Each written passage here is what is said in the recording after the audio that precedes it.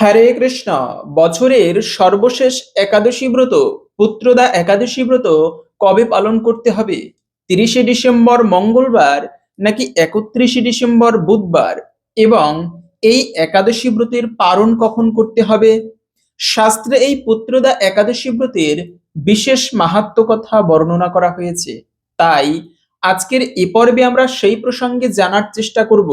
আশা করছি আজকের এই তথ্যগুলো আমাদের একটুকু হলেও সমৃদ্ধ করবে। তাই খুবই গুরুত্বপূর্ণ প্রসঙ্গ পুত্রদা একাদশী বিষয়। কেননা পঞ্জিকায় লেখা স্মার্ত মতে একদিন, গোস্বামী মতে একদিন। তাহলে কোন দিনে এই বছরের শেষ একাদশী ব্রত পালন করতে হবে এবং পালনের সঠিক সময় কি? তাই খুবই গুরুত্বপূর্ণ প্রসঙ্গ। আসুন ধৈর্য ধরে এই তথ্যগুলো জেনে নেই। যদি আজকের এই তথ্যগুলো জেনে আপনি সমৃদ্ধ হয়ে থাকেন, অবশ্যই একটি লাইক করে কমেন্টে জয় শ্রী রাধা মাধবের জয় একবার হলেও লিখে যাবার অনুরোধ জানাচ্ছি। কেননা একাদশী ব্রত এটি হচ্ছে রাধা মাধবের বা ভগবান শ্রী বিষ্ণুর অত্যন্ত প্রিয় দিন। শান্তাকারম ভুজগণ শয়নম পদ্মনাভম সুরেশম। তো সেই ভগবান শ্রী বিষ্ণু যিনি সেই শেষ নাগের উপরে শয়ন করে রয়েছেন, মা লক্ষ্মী যার পদসেবা করে, সেই আদি পুরুষ জগতের পিতা হচ্ছে ভগবান বিষ্ণু। আর সেই বিষ্ণুকে প্রসন্ন করতে পারলে সমস্ত দেবদেবী আপনা থেকে প্রসন্ন হয়। এজন্য একটা কথা রয়েছে বেদান্তে, ইয়স্মিন তুষ্টে জগৎ তুষ্ট। মানে পেটে খাবার দিলে সমস্ত হাত পা এমনিতেই শক্তি পায়। বৃক্ষের গোড়ায় জল দিলে সমস্ত শাখা প্রশাখা পূর্ণ হয়, পরিতৃপ্তি লাভ করে। ঠিক তেমনি ভগবান শ্রী বিষ্ণুর পুজো করলে সমস্ত দেবদেবীরা আপনা থেকে সন্তুষ্ট হয়, আলাদা করে পুজো করতে হয় না। তো সেজন্য সেই ভগবান বিষ্ণুকে প্রসন্ন করার অনেক অনেক মাধ্যম রয়েছে। তো ভগবানকে প্রসন্ন করতে কলিযুগে সব থেকে শ্রেষ্ঠ একটি মাধ্যম হচ্ছে এই একাদশী ব্রত পালন করা। কেন? বৃহস্পতিবার যেমন মা লক্ষ্মীর দিন, শনিবার শনি দেবতার দিন, আবার এই যে শিবরাত্রির ব্রত রয়েছে সেটি হচ্ছে প্রভু শিবের দিন, তেমনি একাদশীর দিনটি হচ্ছে হরিবাসর। এজন্য একাদশীকে হরিবাসর বলা হয়। এটি যে বারই হোক না কেন একাদশী, তা হচ্ছে ভগবান শ্রীহরির সর্বাপেক্ষা প্রিয় দিন। আর যদি কোনো ভক্ত একান্ত শ্রদ্ধা ভক্তি ভরে একাদশী ব্রতের দিনে ভগবান শ্রী বিষ্ণুর পুজো করতে পারে, মা লক্ষ্মীর পুজো করতে পারে ব্রত করে, তবে তার জীবনের জন্ম জন্মান্তরের পাপরাশি তো দূরীভূত হবেই, সেই সঙ্গে সৌভাগ্য তথা সমৃদ্ধি লাভ হয়ে থাকে। এই জন্য একাদশী ব্রত সনাতন ধর্মাবলম্বীরা এত গুরুত্বের সহিত পালন করে। যত প্রকার ব্রত আছে, আমরা কত ব্রত করি, অরান্ধন করে কোনো কোনো স্থানে, কালী মায়ের ব্রত করে, শিব চতুর্দশী ব্রত করে, বিষ্ম পঞ্চক ব্রত রয়েছে, বৃহস্পতিবারে মা লক্ষ্মীর ব্রত রয়েছে। এরকম করে যত ব্রত রয়েছে সনাতন ধর্মে, সর্বশ্রেষ্ঠ ব্রত হচ্ছে একাদশী ব্রত। এর উপরে কোনো শ্রেষ্ঠ ব্রত নেই। যে ব্রত পালন করলে স্বয়ং শ্রীহরি অত্যন্ত প্রসন্ন হয়। হাজার হাজার বছর তপস্যার ফল অনায়াসে লাভ হয় একটি মাত্র একাদশী ব্রত পালনের ফলে। তো এরকম করে বছরে 24টি একাদশী ব্রত রয়েছে, যার মধ্যে একটি শ্রেষ্ঠ ব্রত হচ্ছে এই সেই পবিত্র পৌষ মাসের একাদশী ব্রত। অত্যন্ত মহা পুণ্যময় এই ব্রত পৌষ মাসের শুক্লপক্ষের একাদশী, পুত্রদা একাদশী তিথি। কিন্তু এই একাদশী ব্রত কেন এত মাহাত্ম্যপূর্ণ? এই ব্রত পালন করলে কি ফল লাভ হয়ে থাকে? না, শাস্ত্রে বলা হয়েছে যারা এই ব্রত পালন করবে, এটা আমার কোনো কথা নয়, স্বয়ং ভগবান শ্রীকৃষ্ণকে এই একাদশীর মাহাত্ম্য প্রসঙ্গে যুধিষ্ঠির মহারাজ প্রশ্ন করছেন, আর ভগবান শ্রীহরি বা কৃষ্ণ এক এক করে যুধিষ্ঠিরকে উত্তর দিচ্ছে। তো যুধিষ্ঠির মহারাজ প্রশ্ন করতে করতে ধর্ম বিষয়ে একটা প্রশ্ন করে বসলেন যে এই পবিত্র পৌষ মাসের কৃষ্ণ শুক্লপক্ষের একাদশীর নাম কি? কেন এই একাদশী ব্রত আমাদের পালন করা উচিত? তা পালন করলে কি ফল আমরা প্রাপ্ত করতে পারি? তখন ভগবান শ্রীহরি বলেছেন, আমরা ব্রত মাহাত্ম্যে তা একটুকু গভীরভাবে জানবো একটুকু পরে। তবে যারা এই ব্রত পালন করবে তারা বিদ্যা মানে লাভ করতে পারে, তারা বিদ্বান হয়ে থাকে। জগতে বিদ্যা হচ্ছে এমন সম্পদ যার ভাগ কেউ নিতে পারে না। এজন্য জ্ঞান হচ্ছে জগতের সর্বশ্রেষ্ঠ সম্পদ। জ্ঞানের মাধ্যমেও কোনো কোনো শাস্ত্রে পাওয়া যায় ব্যক্তি মুক্তি লাভ করতে পারে। এজন্য শ্রীমদ্ ভগবদ গীতাকে ৩ ভাগে বিভক্ত করা হয়েছে। প্রথমত হচ্ছে কর্মশটক। প্রথম যে ৩ অধ্যায় মানে ৬ অধ্যায় তাকে বলা হয় কর্মশটক। এর পরের যে ৬ অধ্যায় সেটা হচ্ছে জ্ঞান শতক। এর পরের সবশেষে ৬ অধ্যায়কে বলা হয় ভক্তি শতক। ৩টি ভাগ কর্ম, জ্ঞান এবং ভক্তি। আমরা যে কর্ম করি কর্মই ধর্ম বা কর্মই সব, কিন্তু সেটা কুকর্ম নয়। এখন ব্যক্তি খারাপ কর্ম করলো, সেটা কি ধর্ম হলো নাকি? কর্ম হচ্ছে জ্ঞানের মাধ্যমে যে সৎ কর্ম করা হয় সেটা হচ্ছে ধর্ম। আবার জ্ঞানের মাধ্যমে একটা কর্ম করলে সেটা অকর্মও হতে পারে, সেই কর্মের দ্বারাই জগৎ সংসারে আবদ্ধ হতে পারে। যদি তাতে ভক্তি মিশ্রিত হয়, একমাত্র ভগবানের সেবামূলক কর্ম, ভক্তিমূলক কর্ম, ভগবানকে প্রসন্ন করার যে কর্ম, সেটা হচ্ছে প্রকৃত জীবনের কর্ম, পরমার্থ সাধন তাকে বলা হয়। এজন্য কর্ম করা দরকার, কিন্তু জ্ঞানের সহিত। আবার জ্ঞান থাকলেও হবে না, ভক্তিও থাকতে হবে ভগবানের প্রতি। ভগবানকে প্রসন্ন করার উদ্দেশ্যে কর্ম করা উচিত, তবে সেটা হচ্ছে প্রকৃত কর্ম। তো বলার উদ্দেশ্য হচ্ছে যেন জ্ঞান দেখেন কত গুরুত্বপূর্ণ। জগতে চাণক্য পণ্ডিতের কথা যে ইয়নপুত্র নবিদ্যান নধার্মিক কানেন চক্ষুষা কিংবা চক্ষুপীরৈব কেবলম, যে পুত্র বিদ্যানও না এবং ধার্মিকও না, সেই পুত্রের দ্বারা জগতে কোনো মঙ্গল হয় না। এজন্য বিদ্যা হচ্ছে জগতের সব থেকে বড় সম্পদ। তাই এই পবিত্র একাদশী, এখন কথা হচ্ছে অনেকে বলতে পারে যে পড়ালেখা না করলেই এই একাদশী করলেই বিদ্যা লাভ হবে নাকি? বিষয়টা এরকম নয়। এই একাদশী ব্রত পালন করলেই বিদ্যা লাভ হবে, হ্যাঁ অবশ্যই ভগবান বলেছেন সে ব্যক্তি বিদ্বান হবে, প্রকৃত বিদ্বান, কিন্তু ব্যক্তিকে লেখাপড়াও করতে হবে। তবে এই ব্রত পালন করলে ভগবান বলেছেন তিনি প্রকৃত বিদ্বান হবে। শুধু তাই নয়, সে যশস্বী হতে পারবে। চতুর্দিকে সুনাম কে না অর্জন করতে চায়?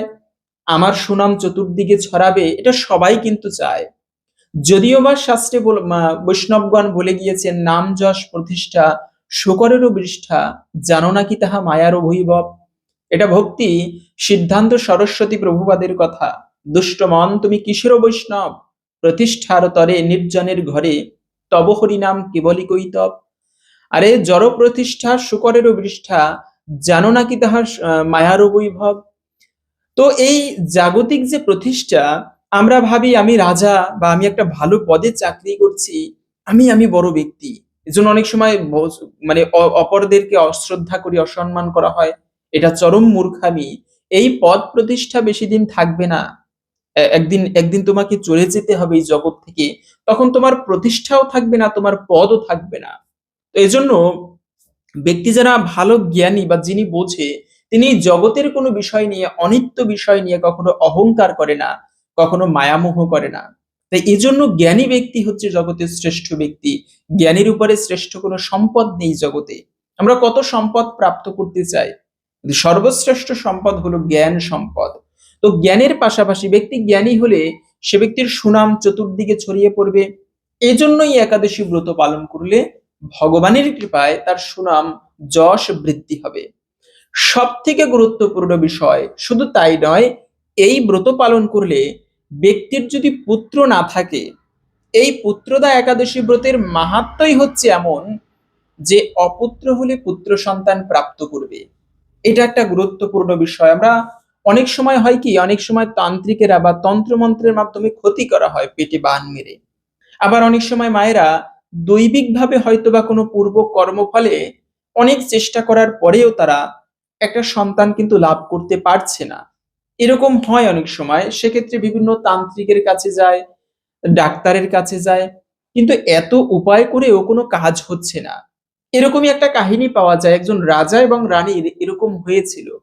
তখন তারা একজন মুনির পরামর্শে এই পবিত্র সেই পুত্রদা একাদশী ব্রত পালন করেছিল। পৌষ মাসের শুক্লপক্ষের একাদশী তিথি পালন করে তারাও কিন্তু ভগবানের কৃপায় দিব্য পুত্র সন্তান প্রাপ্ত করেছিল। এজন্য এই একাদশী ব্রতের আলাদা এবং বিশেষ গুরুত্ব রয়েছে। যারা এই ব্রত পালন করবে ভগবানের কৃপায় তারা দিব্য সন্তান প্রাপ্ত হবে। পুত্র যার নেই, যে বংশে পুত্র নেই, কেন স্ত্রী গ্রহণ করা হয়? শাস্ত্রে বলা আছে পুত্রার্থে ক্রিয়েত ভার্যা পুত্র পিণ্ড প্রিয়জনম। পুত্র সন্তান লাভের উদ্দেশ্যে স্ত্রীকে গ্রহণ করা উচিত, স্ত্রীকে বিবাহ করা উচিত, বৈবাহিক জীবন স্থাপন করা উচিত। শুধু পুত্র নয়, সন্তান সন্ততি লাভের জন্য জীবন ধারণ, সংসার জীবন। তো সেই পুত্রই যদি লাভ না হয়, তো সেজন্য এই একাদশী ব্রত পালন করলে ভালো পুত্র সন্তান লাভ হয়। আর পুত্র ধন হচ্ছে এমন, পুত্রপুরুষ বা পিতামাতা যদি নরকেও গমন করে, সেই পুত্র সম্পদ বা পুত্র ধন তার ধর্ম বলে সেই পিতৃপুরুষকে যমরাজের যাতনা থেকে কিন্তু উদ্ধার করতে পারে। তাই তো পুত্রকে শুধু জাগতিক শিক্ষায় নয়, ধর্মীয় শিক্ষায়ও ছোটকাল থেকে সেই ধর্মীয় চেতনায়ও বড় করা উচিত, যাতে পুত্র আমার ধার্মিক হয় জাগতিক শিক্ষার পাশাপাশি। তো যাই হোক, সেগুলো ভিন্ন প্রসঙ্গ। তবে এই ব্রত পালন করলে সেই সমস্ত ফল প্রাপ্ত করতে পারবে। যদি আমরা জানি একাদশী ব্রতের পালনের নিয়ম কি, তারপরেও জেনে নিচ্ছি। ব্রতের আগের দিন অবশ্যই নিরামিষ খাবার গ্রহণ করবেন, মাছ মাংস মাদকদ্রব্য নেশা প্রবৃত্তি বর্জন করবেন। 3টা দিন নেশা করতে করতে নেই। তা হচ্ছে যারা একাদশী ব্রত পালন করবেন ব্রতের আগের দিনে, তারপরে ব্রতের আগের দিনে তো নেশা বর্জন করবে, ব্রতের দিনে অবশ্যই নেশা বর্জন করতে হবে। এবং দ্বাদশীর দিনে গিয়ে নেশাটাকে সম্পূর্ণ বর্জন করবে। এই তিনটা দিন মানুষ পারে না এমন কিছু নেই, নেশা না করে থাকতে পারবে না, এটা এটা মানে অনেক সময় প্রশ্ন করে এমন, যে আমি একাদশীর দিনে সব ছাড়তে পারবো, কিন্তু একটুকু চা খেতে হয়, আর একটুকু সিগারেট, এটা ছাড়া থাকতে পারি না। তো কি এমন বিষয় যা ছাড়তে পারবো না? ব্যক্তি কি মারা যাবে নাকি? না, ইচ্ছা করলে আমরা সবাই পারবো। তো সেজন্য চা বিড়ি সিগারেট পান এগুলো সব নেশা জাতীয় দ্রব্য। যদিও বলতে পারেন চা কি করে নেশা হয়? না, চা ছাড়া আমার এক বেলাও চলে না সকাল, তার মানে ওটার প্রতি আমি আসক্তি, আর ওটাও এক ধরনের নেশা। তাই চা পান বিড়ি সিগারেট এগুলোকে অবশ্যই আমাদের বর্জন করে দ্বাদশীর দিনে একাদশীর দিনটি পালন করা উচিত। এবং দ্বাদশীর দিনে গিয়ে আপনি চা পান খেতে পারেন, তবে নেশাটাকে বর্জন করা উচিত, বিশেষ করে পান আদি বর্জন করা উচিত। এভাবেই করে আপনারা একাদশী ব্রত পালন করবেন। এবং একাদশীর আগের দিন এভাবে নিরামিষ খাবার গ্রহণ করে রাত্র 11টার আগে খাবার খেয়ে দন্ত ধাবন করবে। না হলে অনেক সময় হয় কি, দাঁতের গোড়ায় খাবার আটকে থাকে, আর একাদশীর দিনে সেই খাবার পেটে গেলে এতে ব্রতে দোষ লাগে।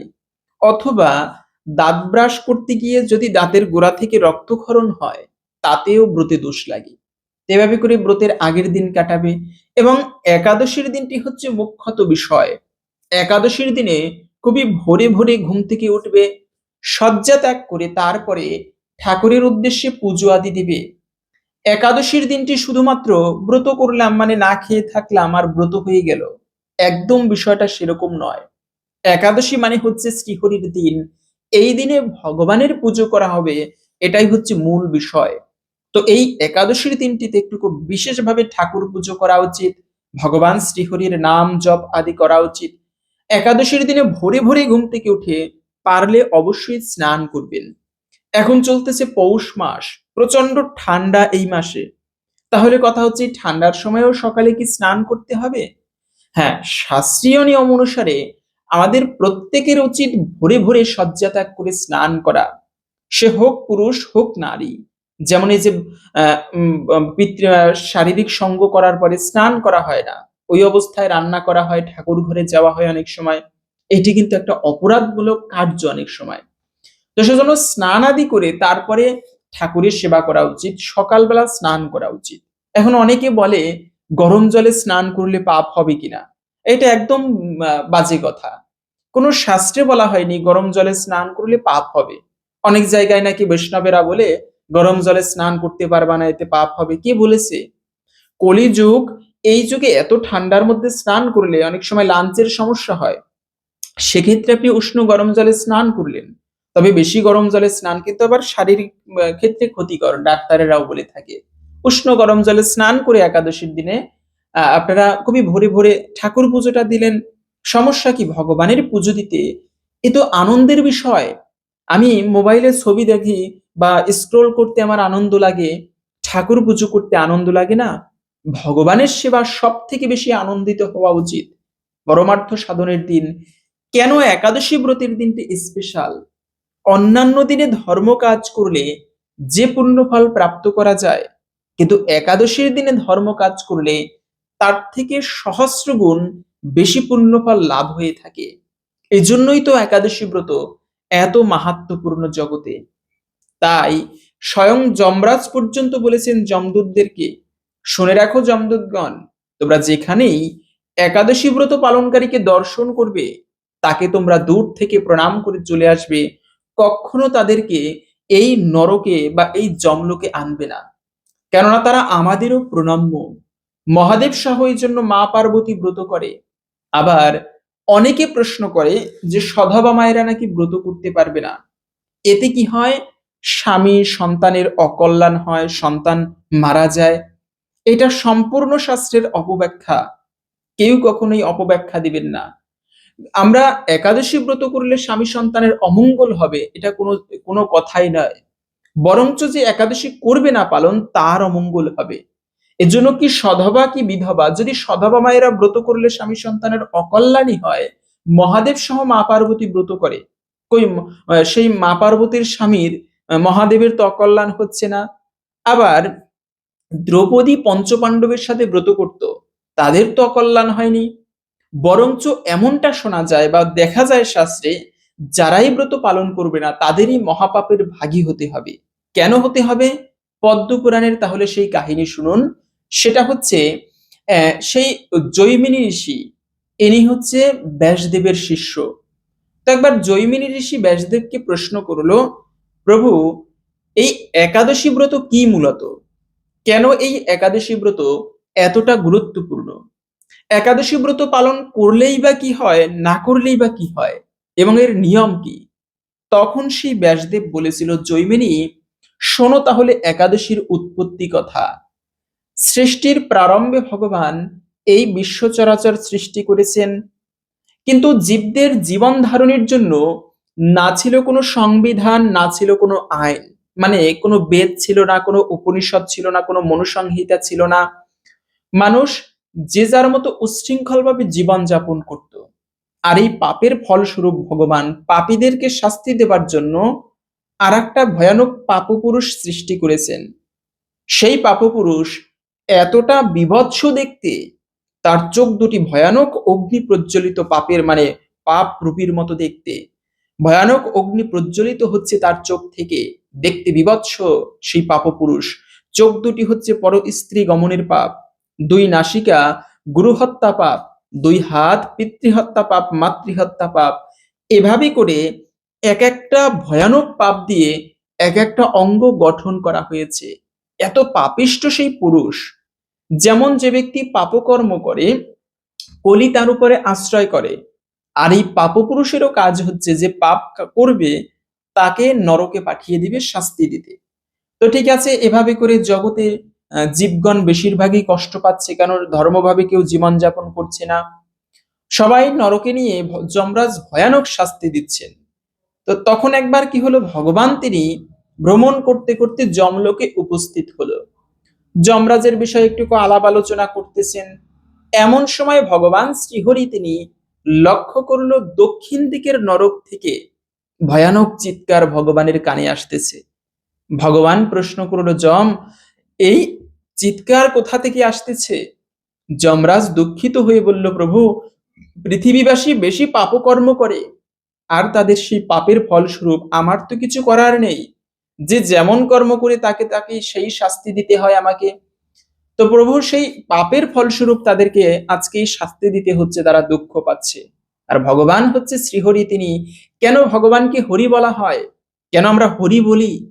হরি শব্দের অর্থ হচ্ছে যিনি, যেমন কৃষ্ণ শব্দের অর্থ যিনি সমস্ত কিছু আকর্ষণ করে।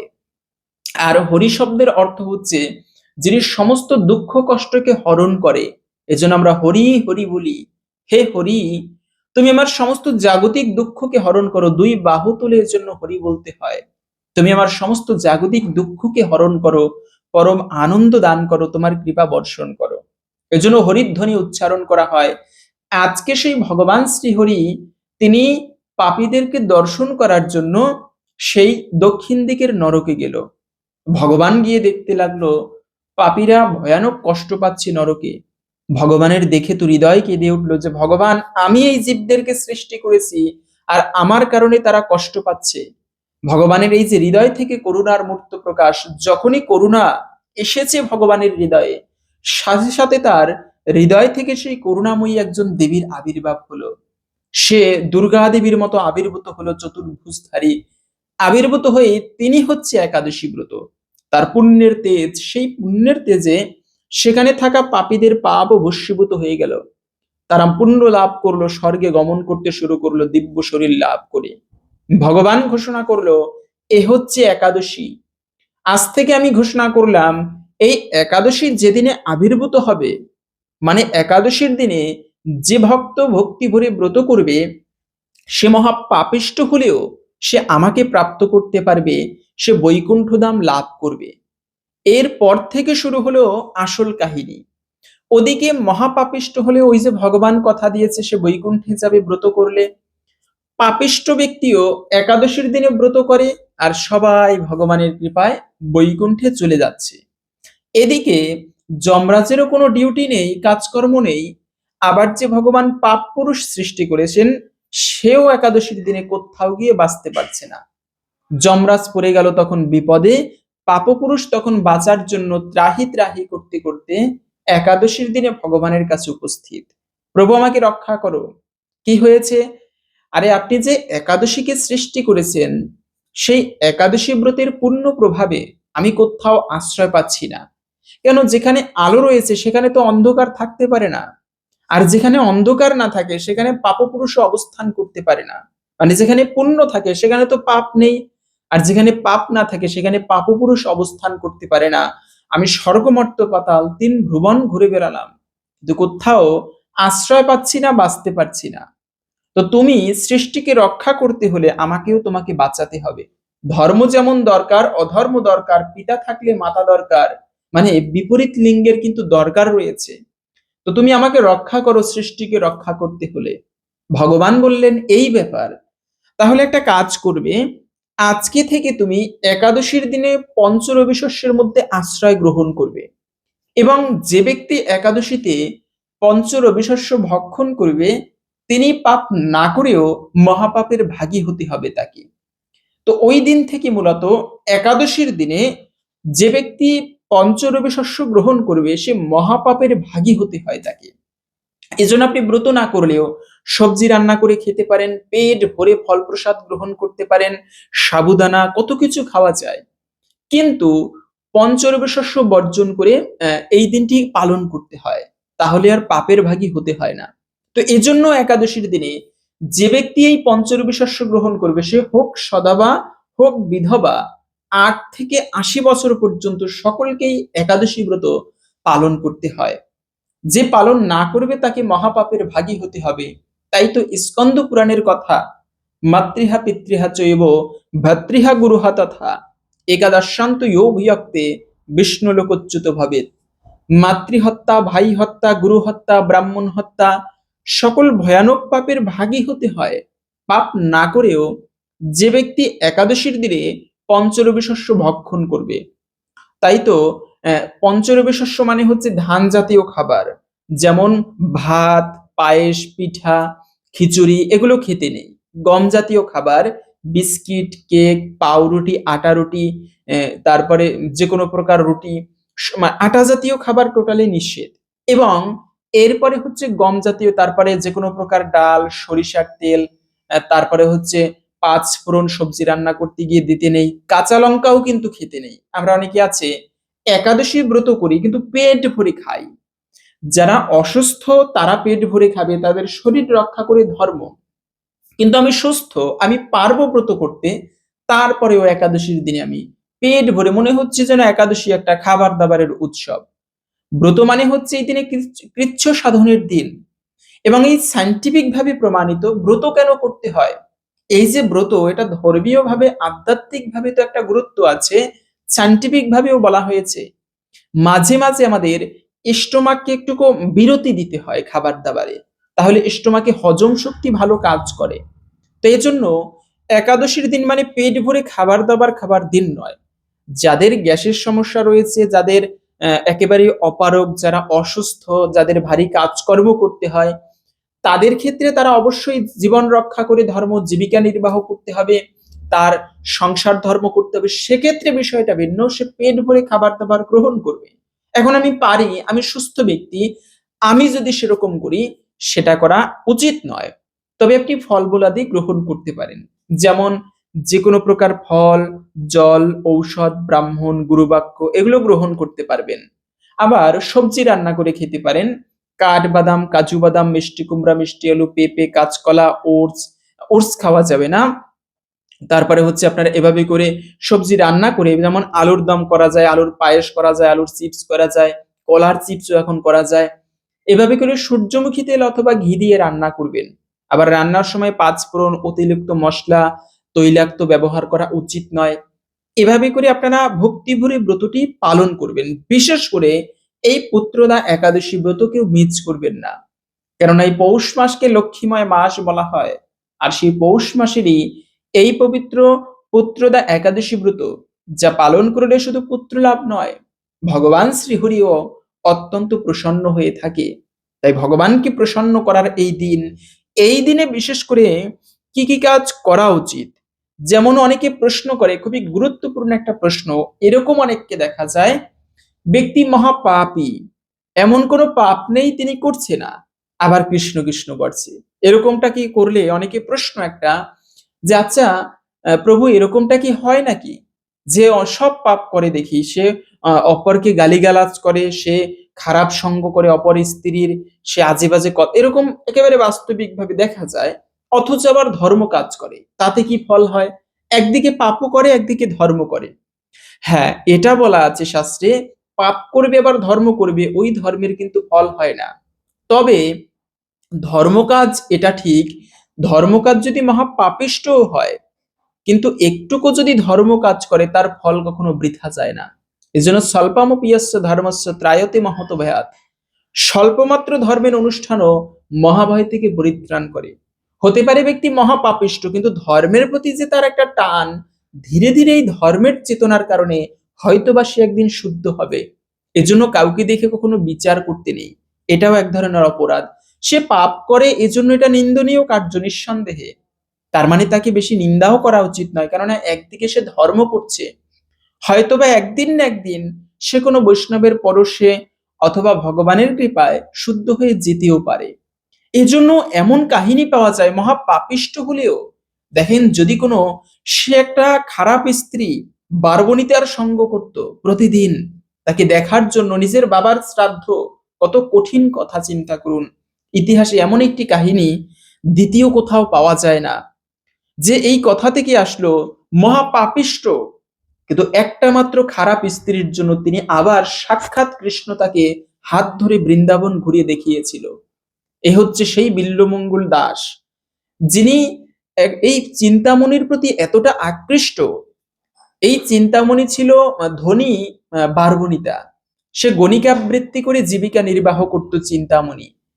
এবং এই চিন্তামণি দেখতেও ছিল প্রচন্ড সুন্দরী, খুবই সুন্দরী স্ত্রী ছিল। টাকা পয়সারও কোনো অভাব ছিল না, জমিদারের মতো তার সম্পদ, বিশাল বাড়ি করেছে, রাজপ্রাসাদের মতো তার সুন্দর মহল করেছে থাকার জন্য, দাস দাসী অভাব নেই। কিন্তু সেখানে অভাব হলো, সেখানে গোবিন্দের সেবা হয় না, ভগবান বিষ্ণুর সেবা হয় না।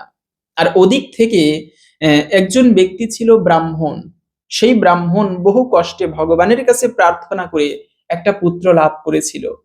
ব্রাহ্মণের স্ত্রী পুত্র জন্ম দিতে গিয়ে মারা পড়ল। এই বিল্বমঙ্গল, তার বাবা তাকে ছোটকালেই বন্ধুদের সাথে গুরুকুলে পাঠালো। আগের নিয়ম অনুসারে গুরুকুল সিস্টেম ছিল, জীবনে বিদ্যা অর্জনের জন্য গুরুগৃহে যেত, সেখান থেকে বিদ্যা অর্জন করে 25 বছর পরে গৃহে ফিরত। তো এই বিল্বমঙ্গল কি করেছে, গুরুগৃহে গিয়ে বন্ধুদের কুসঙ্গ প্রভাবে সারাদিন খেলাধুলা করে বেড়ায়, সে আর লেখাপড়া করে না। এজন্য তিনি আর বিদ্বান হতে পারেনি। ব্রাহ্মণের কার্য হচ্ছে বেদ পাঠ করবে, অনেক জ্ঞানী হবে, এইটা তিনি, এই গুণটা বিল্বমঙ্গলের ছিল না। মূর্খ মূর্খই থেকে গেল, শুধু বন্ধুদের কুশ চক্রে পড়ে। এভাবে করে বাবা করে ধর্ম করব, কিন্তু তার বিল্বমঙ্গল সেরকম হয়নি, সে সবসময় অসৎ সঙ্গ করে বেড়ায়।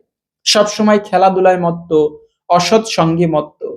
কিন্তু বিল্বমঙ্গলের বাবা সবসময় ভগবানের কাছে প্রার্থনা করত, হে হরি, তুমি আমার সন্তানকে শুদ্ধ করে দাও। আমার জীবনে আর কিচ্ছু নেই, একটা মাত্র সন্তান, তুমি তাকে বিষ্ণু ভক্তে, তোমার ভক্তে পরিণত করো। এই বিল্বমঙ্গল কি হলো, একদিন তিনি ওই চিন্তামণির বাড়ির সামনে থেকে আসতেছিল এবং চিন্তামণির হঠাৎ একদিন চিন্তামণিকে তিনি দেখতে পেলেন। চিন্তামণির দিকে চোখে চোখ পড়তেই বিল্বমঙ্গল পাগল হয়ে গেল, একেবারে সম্পূর্ণ আকৃষ্ট হয়ে পড়ল।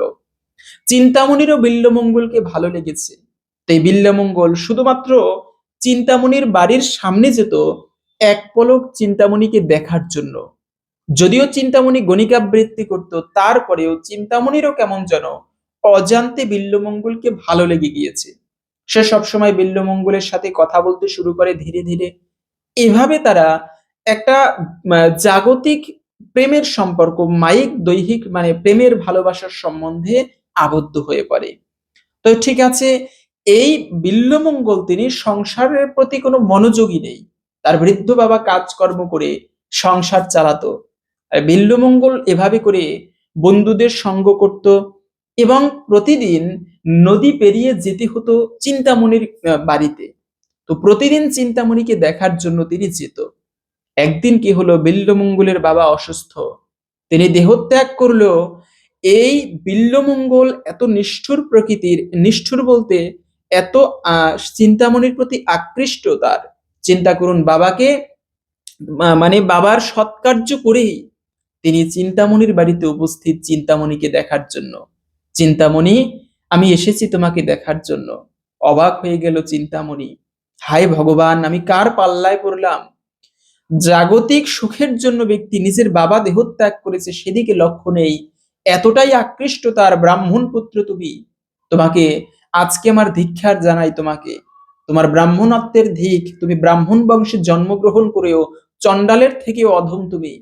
একটা জাগতিক সৌন্দর্যের প্রতি আকৃষ্ট হয়ে তোমার বাবার সৎকার্য করেই এখানে চলে আসতে পারলে তুমি। আমি আমি দরজা বন্ধ করে রাখলাম, তোমাকে আর দেখা দিব না। তবে তারপরেও বিল্বমঙ্গল অনেক অনুনয় করে চিন্তামণিকে একবার দেখে আবার চলে আসলো এবং এভাবে করে প্রতিদিন তিনি ওই সময়ের মধ্যে দিয়েও চিন্তামণিকে দেখতে যেত। সে বড় কাহিনী। এবং এই চিন্তামণি দেখা দিবে না, তারপরেও দেখা দিতে হতো, জোর করে ও আসতো দেখতে। বলেছিল যে এই 13 দিনে তুমি, মানে এই কয়দিনে, যতদিন পর্যন্ত তোমার বাবার শ্রাদ্ধ না হবে ততদিনে তুমি এখানে আসবে না। তারপরেও বিল্বমঙ্গল এই অবস্থাতেও তিনি পিণ্ড দিত প্রতিদিন, আবার তিনি চিন্তামণিকে দেখতে যেত। এতটা আকৃষ্ট ছিল। চিন্তা করুন, ব্যক্তি আকৃষ্ট হলে কি হয়। শেষ পর্যন্ত যেদিন বিল্বমঙ্গল বাবার শ্রাদ্ধ কার্য করা হলো, রাত্রিকালে এই বিল্বমঙ্গল, প্রচন্ড বৃষ্টি, প্রচন্ড ঝড়, চিন্তামণিকে তার দেখতেই হবে। মনে একটাই চেতনা, চিন্তামণি, চিন্তামণি না, মানুষ তো ভগবানের নাম জপ করে বিপদে পড়লে, ভগবান ভগবান, হরি হরি বলে। আর এই বিল্বমঙ্গল চিন্তামণি করতে করতে তিনি সেই নদীর কাছে উপস্থিত। নদী পেরোতে হয়, কিন্তু প্রচন্ড ঝড় ঝঞ্ঝা। আরো আগেকার দিন এত ইলেকট্রিসিটি ছিল না, চতুর্দিক ঘুটঘুটে অন্ধকার এবং সেখানে কোনো নৌকা নেই। কি করে পার হবে তিনি? চিন্তামণির নাম জপ করতে লাগলো, চিন্তামণি আমাকে পার করে দাও। সেখানে একটা মরা ভেসে যাচ্ছিল, খেয়াল করেনি এই বিল্বমঙ্গল, সেই মরাটা ধরে পার হয়ে আসলো। ভেবেছে চিন্তামণি আমার জন্য পাঠিয়ে দিয়েছে এটা। এরপরে চিন্তামণির বাড়ির সামনে ছিল উঁচু দেয়াল, প্রাচীর। সেই দেয়ালটুকু কিভাবে যাবে এই বৃষ্টির মধ্যে? তো তখন সেই মানে দেয়ালের কাছে একটা দড়ি দেখতে পেল, সেই দড়িটা ধরে ওপারে পার হলো। আসলে ওটা দড়ি ছিল না, ওটা ছিল বিশাল অজগর সর্প। এরপরে চিন্তামণির কাছে উপস্থিত হলো, দরজায় টোকা দিয়ে ডাক দিল, চিন্তামণি, আমি এসেছি। ভিতর থেকে চিন্তামণি অবাক হয়ে গেল। জীবনে আজকে সেই ব্রাহ্মণের প্রতি সমস্ত শরীর তার কাটা দিয়ে উঠলো, ব্রাহ্মণ পুত্র তুমি, আরে তুমি তো অসুরের থেকে অধম, এতটা আকৃষ্ট কেন তোমার? আজকে এই গভীর রাত্রে প্রচন্ড বৃষ্টি, তুমি কালকে আসতে পারতে। বাবার শ্রাদ্ধ কার্য করা হলো না, একদিনও গেল না, আজকে রাত্রেই তুমি আমাকে দেখার জন্য আসলে। তোমাকে ধিক। এইটুকু আকৃষ্টতা তোমার যদি গোবিন্দের প্রতি থাকতো, তবে তোমার জীবনে আর এই জাগতিক দুঃখ পেতে হতো না। তুমি গোবিন্দকে প্রাপ্ত করতে নিঃসন্দেহে যেটুকু আকৃষ্টতা তুমি আমাকে দেখিয়েছো আমার প্রতি, এই আকৃষ্টতাটুকু তোমাকে অনুরোধ তুমি গোবিন্দের প্রতি দেখাও। আর কোনোদিন আমি তোমার মুখ দেখতে চাই না, চলে যাও এখান থেকে। চিন্তামণিকে গুরু মানলো বিল্বমঙ্গলের তৎক্ষণাৎ মনে। এজন্য দেখেন, কার কোনদিন পরশ হবে জীবনে, কোন দিন চেতনা ঘুরে যাবে কেউ বলতে পারে না। আজকে সেই বিল্বমঙ্গল চিন্তামণিকে মনে মনে গুরুরূপে বরণ করে প্রণাম করে চিন্তামণির থেকে বৃন্দাবনে চলে আসলো। চিন্তামণি বলে দিল, যাও তুমি বৃন্দাবনে যাও, শ্রীহরি তোমাকে কৃপা করবে। সেই চিন্তামণির কৃপায় বিল্বমঙ্গল তিনি বৃন্দাবনে আসে, সে বড় কাহিনী। কিন্তু বিল্বমঙ্গল দাস এভাবে করে তিনি বৃন্দাবনের পথে এসেছেন। চোখ দুটিকেও আর একটা কাহিনীতে, চোখ দুটিতেও তিনি নিজে উপড়ে ফেলেছেন, যাতে কোনো স্ত্রীকে দেখে আর কুদৃষ্টি না যায় তার প্রতি। জীবনে অনেক কুদৃষ্টি দিয়েছি, আর কুদৃষ্টি দিতে চাই না। চোখ তো অন্ধ, কিভাবে বৃন্দাবনের পথ বের হবে? মনে তার ইচ্ছা, ভগবান হরি তুমি আমার পথ পেরিয়ে দাও, তুমি আমাকে পথ দেখিয়ে দাও। 3 দিন ধরে কিছু খায়নি, ছোট্ট একটা বাচ্চা উপস্থিত, যে বাবু, মহারাজ, আমাকে আমার মা পাঠিয়েছে, আপনি তো কিছু খাননি, এই দুধটুকু গ্রহণ করুন। দুধ গ্রহণ করেছে, বলে বাবা একটুকু বৃন্দাবন নিয়ে যাবে? ছোট্ট বালক তখন বিল্বমঙ্গলের সামনে সামনে পথ ধরে ধরে বৃন্দাবন দেখিয়েছিল। এই বিল্বমঙ্গল দাস ঠাকুর ভগবান শ্রীকৃষ্ণ আসলেই কিরকম, ভগবান শ্রীকৃষ্ণের রূপটা আসলে কিরকম দেখে দেখে লিপিবদ্ধিত করেছিলেন। তার চোখ অন্ধ, কিন্তু ভগবানের বর্ণনা তিনি কৃষ্ণ কর্ণামৃত নামে একটা গ্রন্থ পাবেন, আপনারা অনেক জায়গায় পেয়ে যাবেন, এটি কৃষ্ণ কর্ণামৃত, যা বিল্বমঙ্গল দাস নিজে রচনা করেছেন। মহাপ্রভু এই গ্রন্থ কিন্তু নিজে অধ্যয়ন করেছিলেন। তো সেই গ্রন্থ কথা প্রসঙ্গে আসলো, কাহিনীতে আসলো, মহাপাপিষ্ট হলে ওই জন্য কখনো নিন্দা করতে নেই। হতে পারে ব্যক্তি নিন্দনীয় কার্য করে, যদি ধর্ম কাজ করে তবে তাকে উৎসাহ দিবেন, এটা সবার কাছে অনুরোধ। একাদশী ব্রত করুক আর ভগবানের নাম জপ করুক, সকল কিছুই অত্যন্ত মঙ্গলময়। নিঃসন্দেহে সে একদিন শ্রীহরি গোবিন্দের কৃপা লাভ করতে পারবে। তো আসুন এখন জেনে নিচ্ছি, এই একাদশী ব্রত যারা পালন করবে তারা কি ফল প্রাপ্ত করতে পারে। এই পুত্রদা একাদশী ব্রতের মাহাত্ম্য কথা, আপনি এই দিনে ব্রত করেন কিংবা না করেন, প্রত্যেকের উচিত ভক্তি ভরে এই ব্রত কথা শ্রবণ করা। এতে একটুকু হলেও এই ব্রতের বিশেষ ফল প্রাপ্ত করা যায়।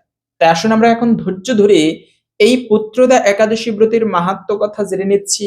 এরপরে এই একাদশী ব্রত কবে পালন করতে হবে, পালনের সময় কখন, সকল কিছু জেনে নিচ্ছি।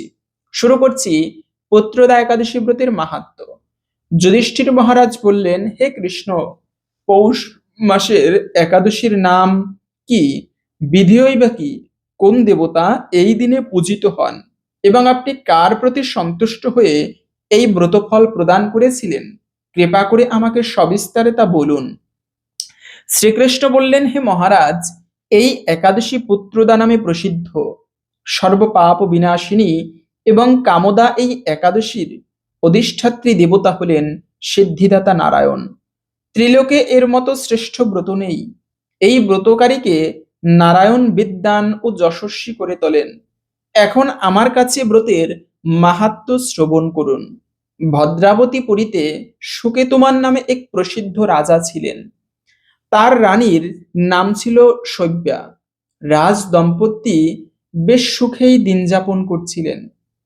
বংশ রক্ষার জন্য বহুদিন ধরে ধর্মকর্মের অনুষ্ঠান করেও যখন পুত্র লাভ হলো না, তখন রাজা দুশ্চিন্তায় কাতর হয়ে পড়লেন। তাই সকল ঐশ্বর্যবান হয়েও পুত্রহীন রাজার মনে কোনো সুখ ছিল না। তিনি ভাবতেন, পুত্রহীনের জন্ম বৃথা ও গৃহশূন্য। পিতৃদেব মনুষ্যলোকের কাছে যে ঋণ শাস্ত্রে উল্লেখ আছে তা পুত্র বিনা পরিশোধ হয় না। পুত্রবান জনের এ জগতে যশলাভ এবং উত্তম গতি লাভ হয়, এবং তাদের আয়ু, আরোগ্য, ধন সম্পত্তি প্রবৃত্তি বিদ্যমান থাকে। নানা দুশ্চিন্তাগ্রস্ত রাজা আত্মহত্যা করবেন বলে স্থির করলেন, কিন্তু পরে বিচার করে দেখলেন আত্মহত্যা মহাপাপ। এর ফলে কেবল দেহের বিনাশ মাত্র হবে, কিন্তু আমার পুত্রহীনতা তো দূর হবে না। তারপর একদিন রাজা নিবিড় বনে গমন করলেন। বন ভ্রমণ করতে করতে দ্বীপ্রহর অতিক্রান্ত হলে রাজা ক্ষুধাতৃষ্ণায় কাতর হলেন এদিক ওদিক জলাদির অনুসন্ধান করতে লাগলেন তিনি। চক্রবাক রাজহংস এবং নানা রকম মাছে পরিপূর্ণ এক মনোরম সরোবর দেখতে পেলেন। সরোবরের কাছে মুনিদের একটি আশ্রম ছিল। তিনি সেখানে উপস্থিত হলেন। সরোবর তীরে মুনিগণ বেদ পাঠ করছিলেন। মুনিবৃন্দের শ্রীচরণে তিনি দণ্ডবৎ প্রণাম করলেন। মুনিগণ রাজাকে বললেন, হে মহারাজ, আমরা আপনার প্রতি প্রসন্ন হয়েছি, আপনার কি প্রার্থনা বলুন। রাজা বললেন, আপনারা কে এবং কি জন্যই বা এখানে সমবেত হয়েছেন। মুনি বললেন, হে মহারাজ, আমরা বিশ্বদেব নামে প্রসিদ্ধ। এই সরোবরে স্নান করতে এসেছি। আজ থেকে 5 দিন পরেই মাঘ মাস আরম্ভ হবে। আজ পুত্রদা একাদশী তিথি। পুত্রদান করে বলেই এই একাদশীর নাম পুত্রদা। তাদের কথা শুনে রাজা বললেন, হে মুনিবৃন্দ, আমি অপুত্রক, তাই পুত্র কামনায় অধীর হয়ে পড়েছি। এখন আপনাদের দেখে আমার হৃদয়ে আশার সঞ্চার হয়েছে। এই দুর্ভাগা পুত্রহীনের প্রতি অনুগ্রহ করে একটি পুত্র প্রদান করুন। মুনিগণ বললেন, হে মহারাজ, আজ সেই পুত্রদা একাদশী তিথি, তাই এখনই আপনি এই উপবাস পালন করুন। ভগবান শ্রী কেশবের অনুগ্রহে অবশ্যই আপনার পুত্র লাভ হবে। মুনিদের কথা শোনার পর যথাবিধানে রাজা কেবল ফলমূল আদি আহার করে সেই ব্রত অনুষ্ঠান করলেন। দ্বাদশীর দিনে উপযুক্ত সময়ে শস্যাদি সহযোগে পালন করলেন। মুনিদের প্রণাম করে নিজ গৃহে ফিরে এলেন। ব্রত প্রভাবে রাজার যথাসময়ে একটি তেজস্বী পুত্র জন্ম লাভ হলো। হে মহারাজ, এই ব্রত সকলেরই পালন করা কর্তব্য। মানব কল্যাণ কামনায় আপনার কাছে এই ব্রত মাহাত্ম্য কথা বর্ণনা করলাম। নিষ্ঠা সহকারে যারা এই পুত্রদা একাদশী ব্রত পালন করবে, তারা পুত নামক নরক থেকে পরিত্রাণ লাভ করবে। আর এই ব্রত কথা শ্রবণ কীর্তনে অগ্নিঅষ্টম যজ্ঞের ফল পাওয়া যায়। ব্রহ্মাণ্ড পুরাণে এই ব্রত মাহাত্ম্য বর্ণিত হয়েছে। এই ছিল মূলত পুত্রদা একাদশী ব্রতের মাহাত্ম্য কথা। আশা করি বুঝতে পেরেছেন এই ব্রত পালন করলে আমরা কি ফল প্রাপ্ত করতে পারি। সেজন্য আপনি নিজে এই একাদশী ব্রত পালন করুন এবং সবার মাঝে ছড়িয়ে দিন, যেন সবাই আমরা এই একাদশী ব্রত প্রসঙ্গে জেনে উৎসাহী হই পালন করতে। এবং এই ব্রত পালন করতে হবে আগামী 31শে ডিসেম্বর বুধবার। বাংলাদেশ, ভারত, সমস্ত এশিয়া মহাদেশে একই দিনে 31শে ডিসেম্বর বুধবারে এই একাদশী ব্রত পালন করতে হবে। তবে আমেরিকা, ওই সমস্ত ইউরোপীয় দেশে আবার সেই 30শে ডিসেম্বর মঙ্গলবার পালন করতে হবে। তো বাংলাদেশ, ভারত 31শে ডিসেম্বর, এশিয়া দেশে 31শে ডিসেম্বর পালন করতে হবে এবং ইউরোপ মহাদেশের দিকে 29শে ডিসেম্বর মঙ্গলবার পালন করতে হবে। তো পালন তো করতে হবে 31শে ডিসেম্বর ব্রত, কিন্তু পালন কখন করতে হবে? পালনের সঠিক সময় হচ্ছে ভারতের পশ্চিমবঙ্গে পালন করতে হবে পরের দিন সকাল 6টা 26 মিনিট থেকে 9টা 52 মিনিটের মধ্যে। দিল্লিতে পালন করতে হবে পরের দিন সকাল 7টা 13 মিনিট থেকে 10টা 41 মিনিটের মধ্যে। বাংলাদেশে পালন করতে হবে 6টা 40 থেকে 10টা 14 মিনিটের মধ্যে।